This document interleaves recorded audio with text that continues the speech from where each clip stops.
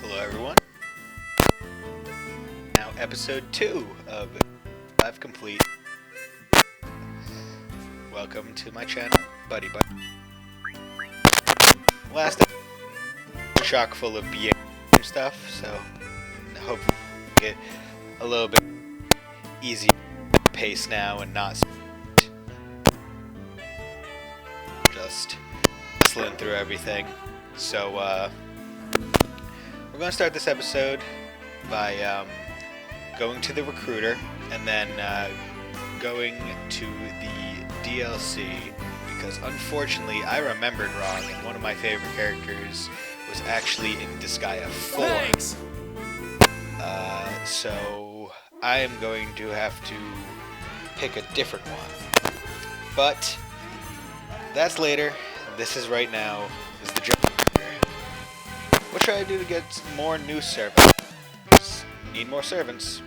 And we have a cowboy. You want to use the characters, select top shop, hire character, in business.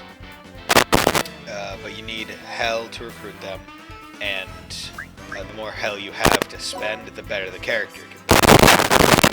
And we're going to get all the classes. So there is variety, and it is small. But you need to earn the trust of their class. And in this game, that's done through quests, which was a new addition. In past games, I believe it was just kill them enough, or you capture one of their units itself, and you can just break them. But in this game, you actually need to finish a quest given by that class or monster or whatnot to actually make them, which is slightly different, and I kind of like the inclusion because it gives you something to do. We're Valkyrie, front lines, they're just attack hogs. And each unit has male and female counterparts with different stats, which is another interesting one.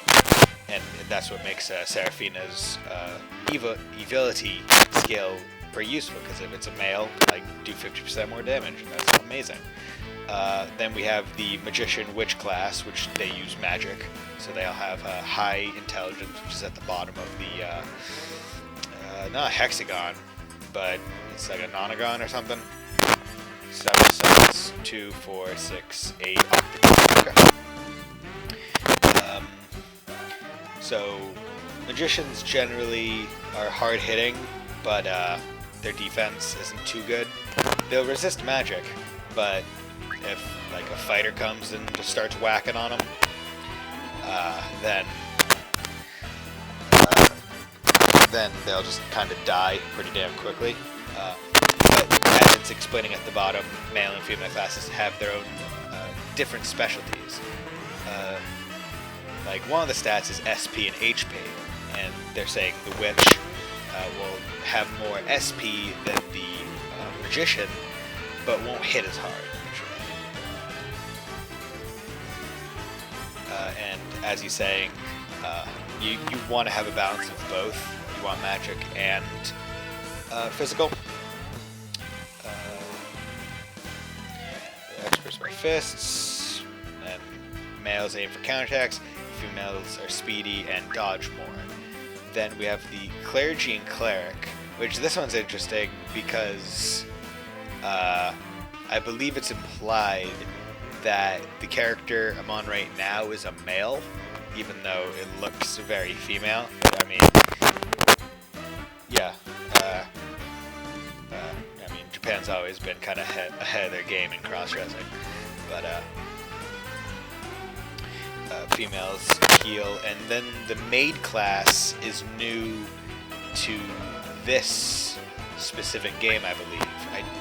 It may have been in Disgaea 4 or the remake of it, but it's a relatively new class in the grand scheme of them. But the Disgaea series as a whole always has this, has from the original all the way up to this one, and I've played at least one rendition of each one. played my first Disgaea way back in the day on Disgaea DS, which is a remake of the first game, but it was portable, which was nice. Because I think the two characters that I am going to use as DLC are both going to be magic-based, I am actually going to make a healer because they're just useful to have, and I'm just not going to be using them for attack spells. Of course, that may change, but and this is probably one of the more fun parts because it's you're recruiting them. You're not making them in universe, but you're just making them. So he's asking, like, really? Like, we can just find someone that has the exact stats and the exact name that we want, regardless of how ridiculous the name is.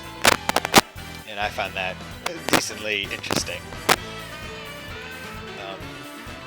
So down to the name. Netherworlds are huge. Surprisingly, we can. There's a lot of space. I'll search for the name AAA, and there's a lot of them. This is just getting sad because, you know, sad names. But like, go ahead and ask. That's a name. But then you can just randomize, and they usually keep them to the gender. So Belle, Gary, Jerry, Ivory, Francesca, Yvonne, Cinderella, Cheryl, Debbie, and Angela. But so on and so forth. But I am just going to put general name of oh darn, I didn't think it was going to be this, like, mind spending trying to figure out what I want to name someone. Okay, I'm gonna hit random 3 times, and that's the name. 1, 2, 3. Chrissy. We got Chrissy. Cool. And this is where the hell comes in. You select compatibility, and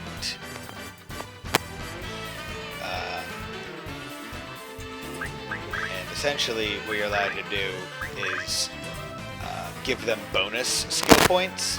So if you choose good for nothing, you have to actually subtract 5 skill points from all the basic stats. Incompetent, which isn't a lot of hell, you get to put 1, but then late game, when you reincarnate, you just make genius, so you can keep boosting the stats. So every level, it'll go up, because it goes up by percentage. Incompetent. So I get 1 bonus stat, and even the same class, one has higher compatibility, their stats will be higher than average. So I'm just going to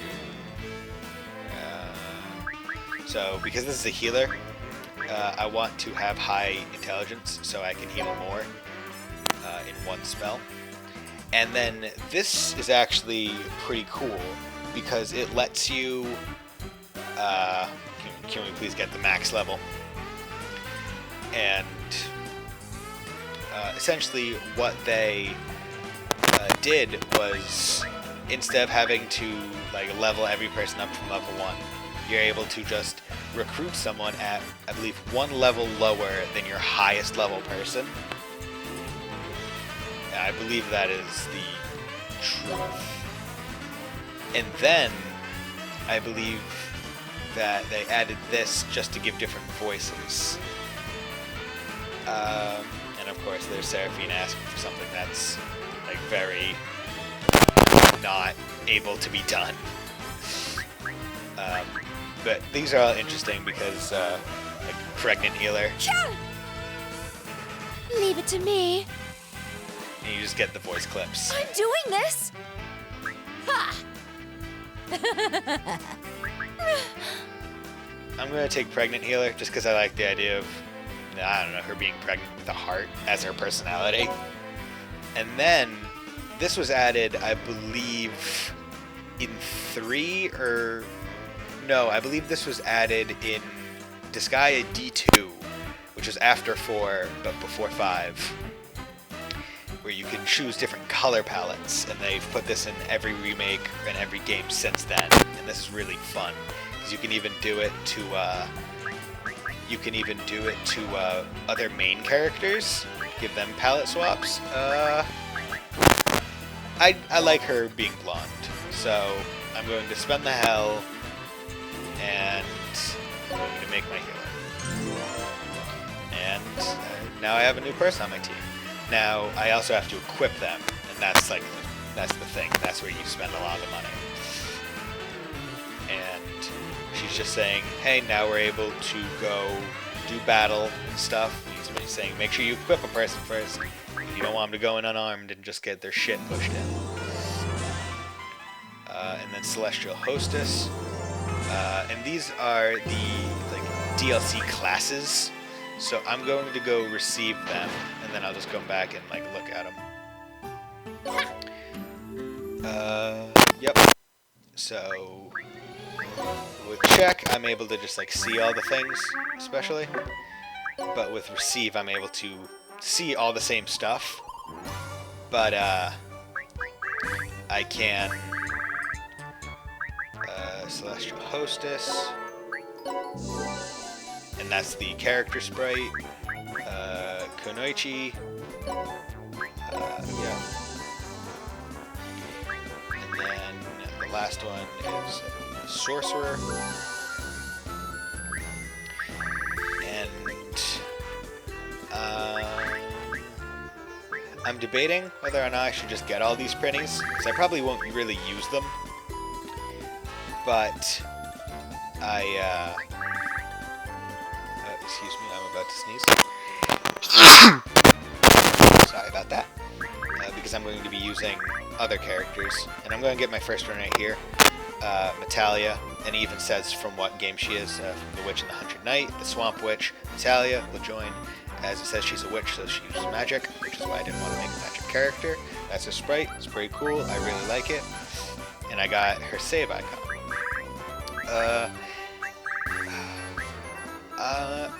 I'll receive these because I don't really plan to use them all that much. So I figured, hey, might as well just get them out of the menu so I don't worry about them later. But each of these printies has their own, stupid name. No, not this one. I might be doing this pack because I want I might use Pram and Peta, but probably not Zeta. Of course, that's just hearsay. Well, not hearsay, but it's dependent. But first, I'm going to go do another story thing after I check out my characters. And as you can see, they don't heal up after every battle. You actually have to go to the hospital over here. Let's fix you up. And tutorial, another word, hospital. They heal all the damage taken in battle, but they charge for the amount of HP and SP. But there's a reward system. So getting hurt is actually sometimes good, because the more she has to heal, the better the items get. So as you can see, based on the HP that has to be healed, all the way up to 3,840,000 SP, and then the amount of revives, and then a combination of them, you'll get different items. So usually what I just do is I come in here, hit heal all, and because this is Disgaea 5 complete and I got that million hell pack, I don't really have to worry about a beginning of the game thing where you just don't have enough money to heal all your characters. And that's not always true, if you play bad, which I sometimes do. And here are the quests, but they're not ready, and that's where you pick up quests to try and essentially get on the good side of a race or a class of people. And this is just Seraphina's pad, where she's just super full of herself, has food that I'm just stepping on, big ass pictures of her. And the maids are generally low leveled, like the printies, which I find interesting. And here's Metalia, the Swamp Witch. Let's hear her voice. Yeah, she's just a standard female voice. Guide, you want to become my servant? Marching on Seraphina's territory. Okay, so characters. Now we have Magical Prinny with super high intelligence. We have H252 Prinny with all stats at 1, but his health is absurdly massive. Over 100,000, which is why he was the HP Prinny, I believe. The Poor Clever Prinny. Each one of these has Helper Prinny in their title, instead of the normal Prinny class, which is private, and it goes all the way up to like Captain or General or whatever. I think this one's stats are just generally higher. I don't think it's any one specific thing. And then Pringer, question mark, N2 Prinny, Bankai Prinny, for those of you that watch Bleach anime, one of the one of the really big ones that the anime was a while ago and the manga ended this year. Martian Prinny, I'm guessing is pretty good later level, but will have very low health due to the 1 HP.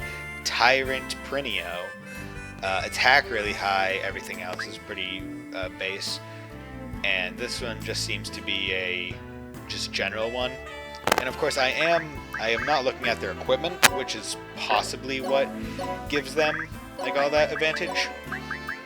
Right now I'm just realigning all my, because I like the main story characters at the top, and then the DLC, and then all the generics with the useless printies at the bottom. But you can also do it by level, by HP, physical attack. You can. That's essentially. So let's go into equipment. So she has a DLC weapon, and characters is that they know your party's level. So if I chose to get her later on, levels up, she will have a better item and whatnot. Even though this item is really good for beginning game with 180 int, 123 resilience, and it's a legendary item. So I'll be keeping this one for a while. And you can see her weapon mastery is actually at S rank, because she is technically a monster character, which I did not realize. I thought she was a humanoid. Well, she is humanoid, but I thought she was a human character. So Evility, Swamp Witch, once per stage when taking lethal damage, use half of your SP and retain 1 HP, which is really good. And War Demon, increased stats by 2% with every attack. I believe that also goes with every hit. So if I use a multi-hit move, it will increase. I'm not sure. I'm going to go into equipment here. Paw gloves. Okay, so it's not the equipment that was changing them. It was just their inherent fucked up stats that they chose to do. And I will lastly go into the status and see all the flavor text. Swamp Witch. Then her specials, as you can see, she already has the inherent base all magics. The only one she doesn't have is Star. There's Ice and then Star. Pillar Break. This is one of her special moves. You can see the range of it with all the red, and then the blue is essentially how the hitbox is. So it hits 3 in a horizontal line, whereas this doesn't have a range yet. Because you can use multiple shapes when you unlock them. No squads, nothing to do with class, but unit info. So she changes into a staff when she magic changes, but she's a witch from the swamp of Nibelheim. Her goal is to cover the world with swamps. She has a potty mouth. Oh yeah, and I was going to go to a sage who heals wounded allies. She can use more powerful healing spells, has 16 little sisters. Sweet 16. God, that's a lot of sisters. Mainly a loyal mage, can enhance the power of items beyond their limits, admires the bad guys on Prism Rangers. That is the in-universe, cross-game Power Ranger spoof. In Disgaea 2, you can actually become a Prism Ranger. It'll actually change the main character Adele's class to Prism Ranger, or like Black Prism Ranger, or whatever he is. So now we're going to get into help Prinny, the hero who suddenly appears and helps people whether they need it or not. Prinny, who isn't aggressive. Suddenly appears and helps people whether they need it or not. His goal is to move 3 times in 1 turn. I wonder if that's an actual skill he has.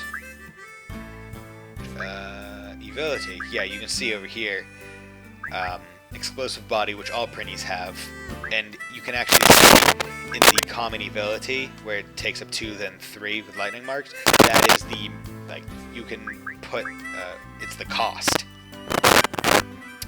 of them equipping abilities, but the unique one is always there, can't be taken off. But I believe it can be switched out sometimes with main characters. But, can attack 3 consecutive times, but unit will be defeated after attacking. That's, I mean, it makes sense. It's a Prinny, it's quirky, but all Prinnies can also get the 1 hell healing fate, which is pretty good if you're going to be using Prinnies a lot, which I never do. And an explosive body, you throw them, dealing damage to a range of 2, equal to 50% max HP. So I would want to throw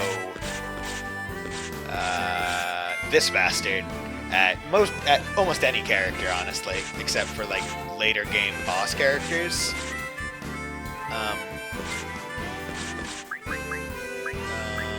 Yes, this was the one. So let's go move 3 times faster than other Prinnies.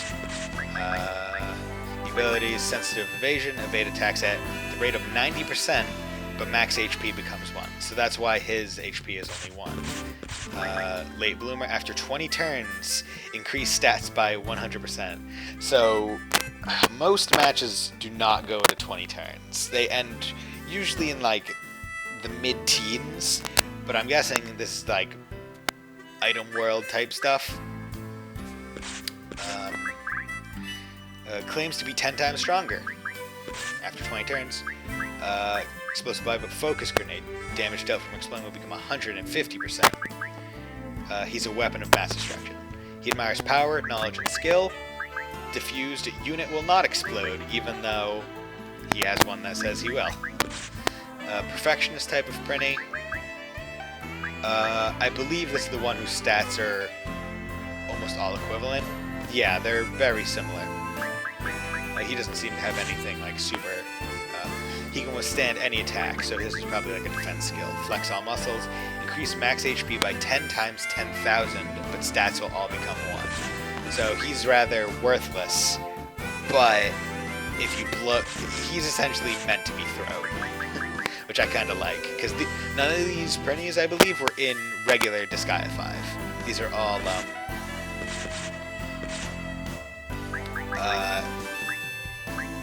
he is in all, oh God, what am I trying to say?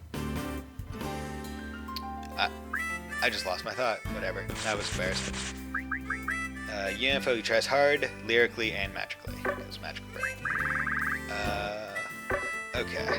So, while this is happening, I am going to do a map.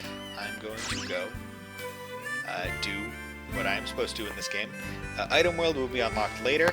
It essentially lets me level my character, also leveling my items, because you can see in equipment, my item itself has its own level with its rarity number and its population, which are the innocents, and each innocent gets a boost to like a sub-aspect. Where would you like to go, dude?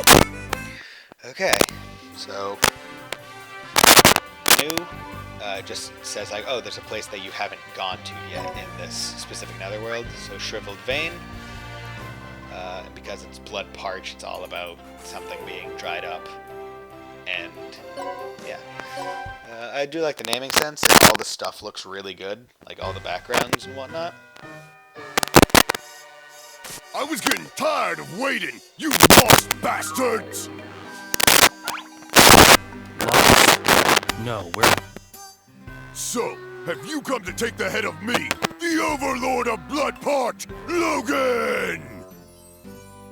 You overwhelmed me with numbers in the previous battle, but it's not gonna be that easy for you this time!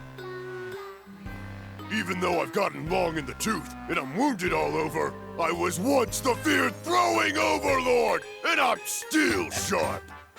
Lift and throw! Lift and throw! Lift and then throw! You can probably get what this map is going to be a tutorial about.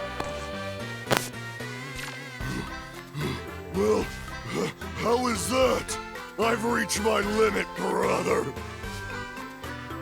And you can obviously tell what He's kind out of breath before the spoof battle he's even trying to do. starts. Looks like this is all a big misunderstanding, but I doubt he's gonna let us leave without a fight. Oh, Sir Killia, you fighting again? Acting so casual before fighting an overlord. Now that is my Sir Killia for you. This is a great Killia just doesn't opportunity. give a fuck. I'll teach you all about lifting and throwing. Killia just doesn't care. He eats whenever. It gets interesting because the first eating, I'm not going to do the tutorial because I know all about it. But it's interesting because in like the first... Oh yeah, monsters can't lift, but they can be lifted. So if you have a team of people, you usually just put a monster at the top. So I'll probably be putting Metalia at the top. But if you throw someone onto a monster, they'll actually bump off in wherever direction the monster is facing it. So they're useful as a boost.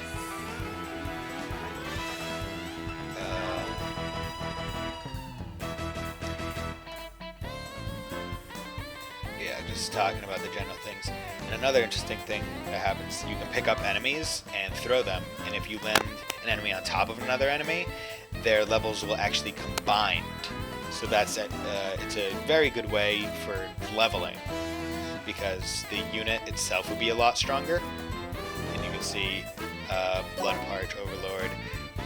And yes, you can even check the stats and stuff of them, because enemies also have abilities. Just to see what you should be watching out for. And yeah. It's just a nice thing. And you can see over here there's a treasure, and this one's different than the treasure in the first map or in the overworld, because this one is rare and it will give a rare item. So I am actually going to do is come over here and use my specials.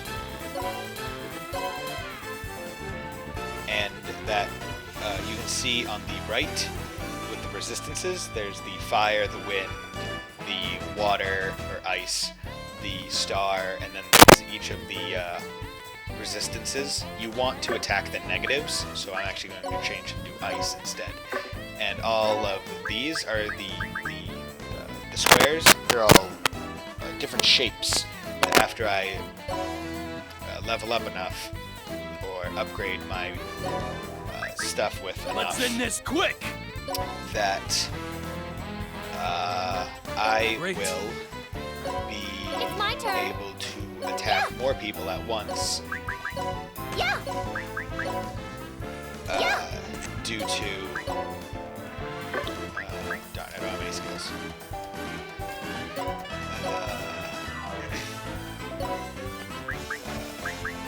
I'm doing this.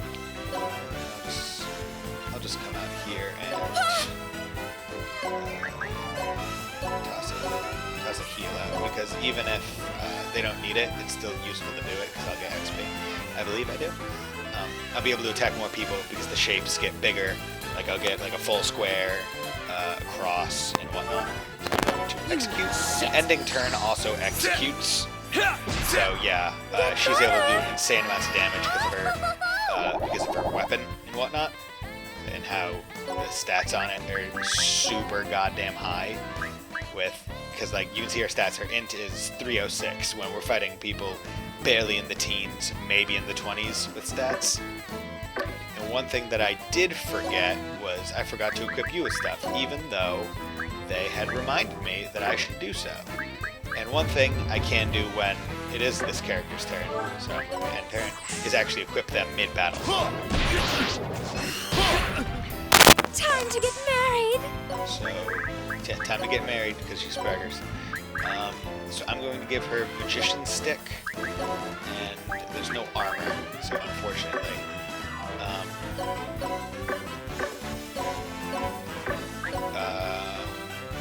I can't team attack, but what I am going to do is I'm going to attack this and just get it, because it's useful to have. And I am going, because as you can see, after I killed someone, I got XP to the skill list. So the higher the level of the skill, the more damage it does, first of all, the more SP it uses, and I believe I can get more shapes, unless I have to buy that with mana. And I even have a nice little SP counter at the top to tell me how much I have versus how much I'm going to be using. So I'm going to attack this box, that way I'll be able to jump up.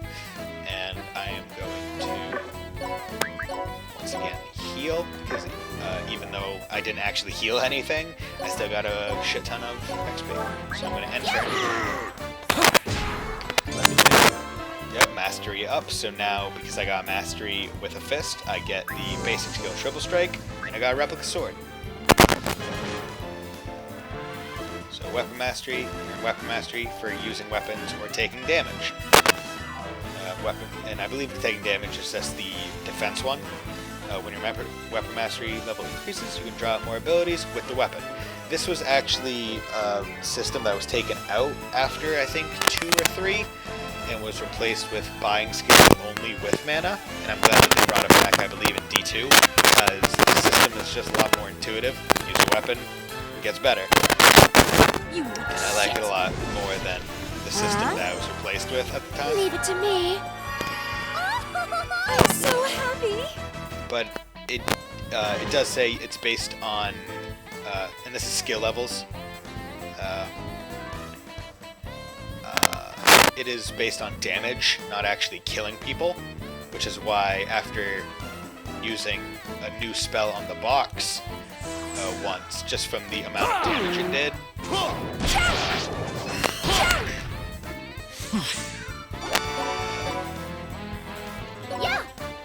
What I'm going to do is I'm going to defeat the boss with Logan, only because level 2, SP4. I believe leveling actually makes the SP more efficient. What I'm going to do is now switch my hand. Shit, do not want to do that. Magic hand, I want to switch hand. That is why. Because I want to try and keep sword and fist at the same level. Because fist is like it has essentially an attack range of 1. The blue is where I hit, the yellow is where I'll land at the end of the move, so sometimes you can use moves to get out of harm's way. So what I am going to do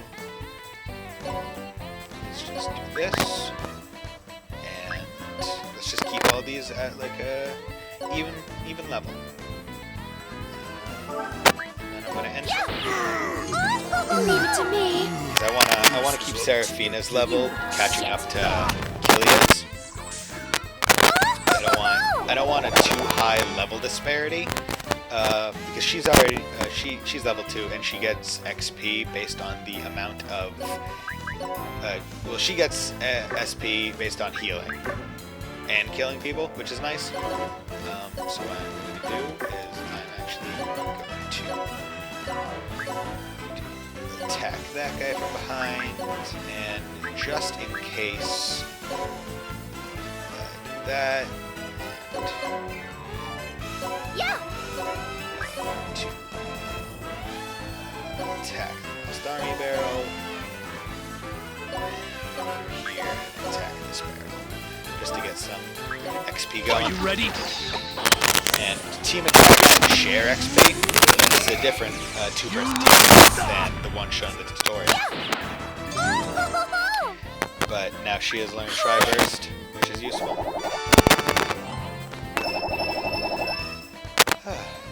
once again, you have different art on the right, which is very nice. But you see that you can get hell, you can get items, but you can also get XP as bonuses, which is... And XP is not based on kills, I believe. I believe it's based, as it's said in the tutorial, if I remember correctly, it's based on who does most of the bonus gauge, which makes sense because Metalia participated in a lot of stuff. Skip the demo. No, because that is the cutscene. You! Let me tell you something, brother. This ain't over. The Lost have taken everything from me, but I still have my pride as an overlord, dude. I, Logan, the Throwing Overlord, shall exact my revenge against you someday, dude. You better believe it, brother. Looks like he was just one more victim of the Lost. That concludes the basics of battle. You did well for your first time. You should be just fine without me. All right, looks like this is goodbye.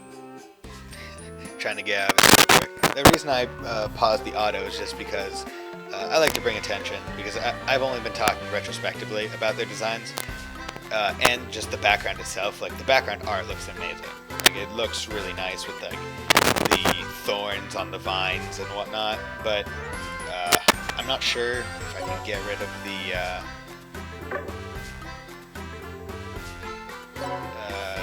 like, bottom thing for a little bit, but doesn't matter. I really like Killia's design. It's just super open chest, like he's not even wearing like an actual shirt, but it looks like the clothes are essentially a part of his body.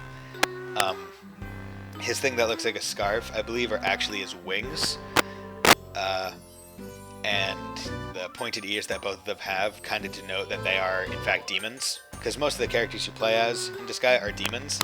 So they kind of look at everything with a skewed rationality of humans. Because it's like, oh yeah, why wouldn't you just go, like, lie, cheat, steal, beat the shit out of people, like, take their money?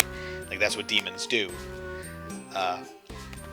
But then usually the Disgaea main character, who oftentimes, except for Disgaea 2, where you are actually a human, everyone is a demon, but they all kind of act undemon-like the majority of the time, which is what makes them relatable to you, a human player. And I just wanted to pause to bring attention to the character art, because then you look over at Seraphina with a massive cleave showing, but you can also see the like the shoulder dimple, like the slight red on her,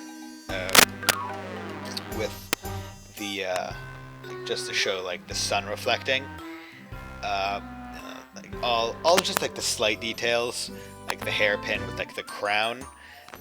So she is like in fact an overlord, but everything about her just screams like fan service.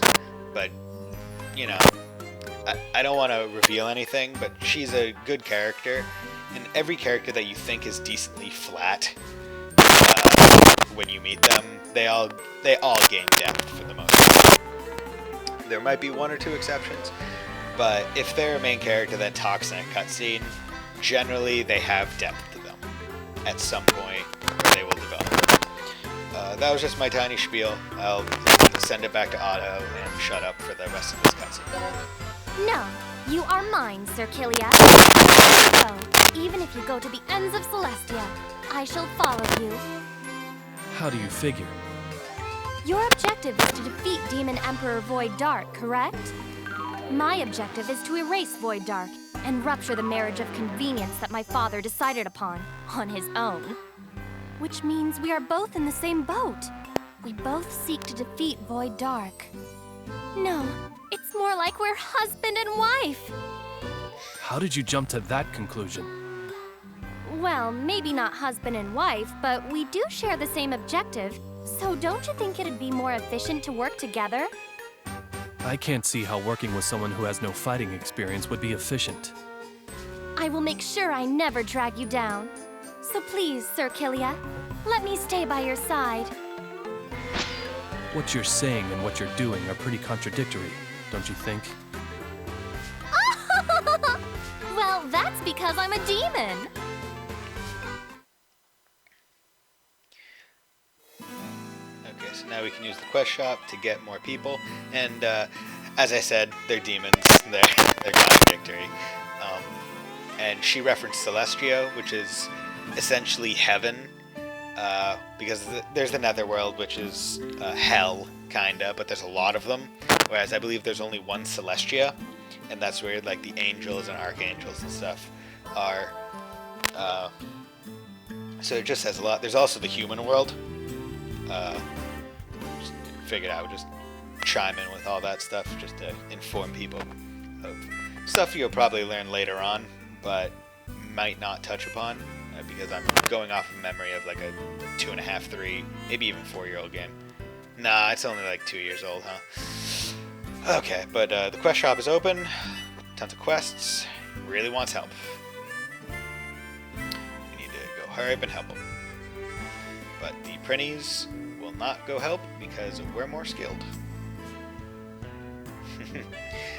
Discover Killia's weakness. The reward is 1 million sardines.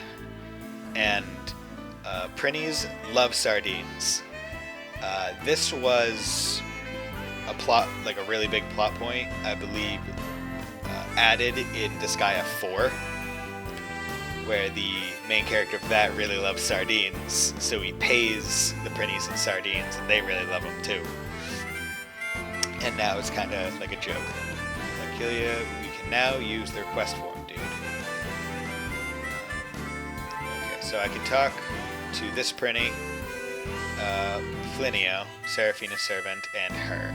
But I'm going to check out the quest shop first. I'm going to accept a request, posting them, complete, you get a reward. So you're going to review them, but that's reporting in with a completed quest, I believe. But here's accepting. So a lot of these are just general, where it's like, hey, clear a stage or achieve a class mastery. So you can recruit a thief, or achieve class mastery with these, or kill one of something, or bring an item and collection, any 3 items, just to get rotten garbage. Stuff like that. So what I'm going to do is, because you can accept a lot, I'm just going to accept a few, just general 3 items. I have no idea what ones I'm taking, because I figured I might as well take the ones that will let me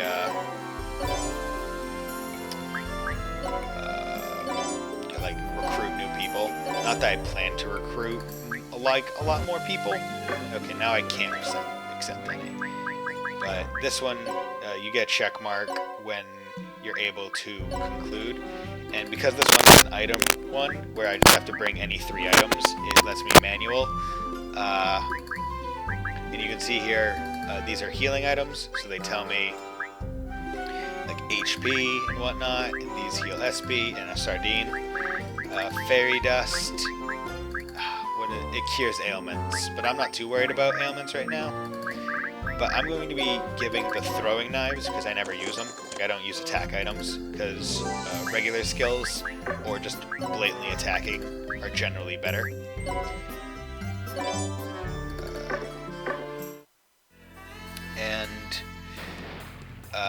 With that, I am going to end this episode of Disgaea 5 complete.